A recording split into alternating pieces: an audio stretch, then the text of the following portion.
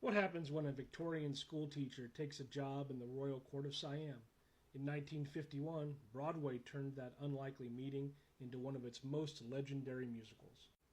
I'm Matt Haskin. I'm a high school history teacher, and I'm taking you line by line, topic by topic through We Didn't Start the Fire from Billy Joel, the song from 1989.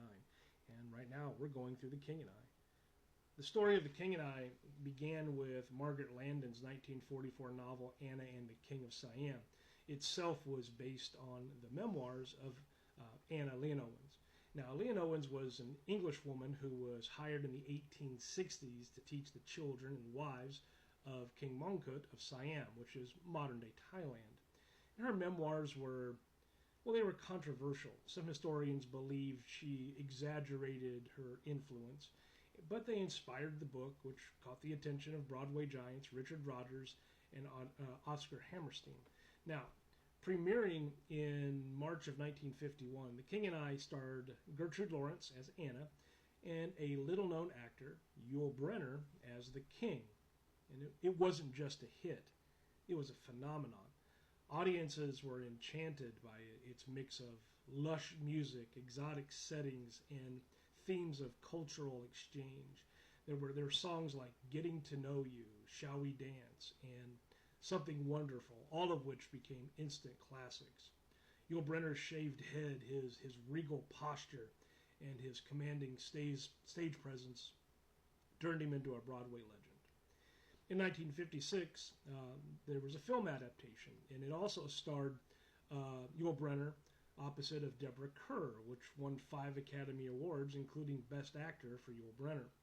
The movie brought The King and I to audiences around the world, and it cemented Brynner's portrayal as one of the most iconic performances in film history. But not everyone was thrilled. Thailand actually banned both the film and the play for its portrayal of King Mongkut, saying it distorted history. Now, Yul Brynner would go on to perform as the king over 4,600 times in various stage revivals, and the show has been staged in dozens of countries, inspiring generations of actors and audiences. It's remembered for its spectacular costumes, its sweeping waltzes, and the chemistry between Anna and the king, part friendship, part rivalry. It also sparked conversations about East-West relations, cultural understanding, and ways we tell history on stage. Why The King and I matters? Well, it's more than just a romanticized musical. It's a snapshot of 1950s Broadway at its peak. It's a reminder of theater's power to shape how we see other cultures, for better or worse.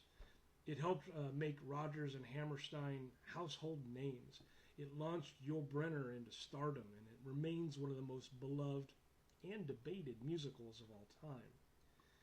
Next up in We Didn't Start the Fire, well, The Catcher in the Rye. So follow for more learning behind every lyric. And that's The King and I, another one of those things you should know by being alive. Thanks for watching.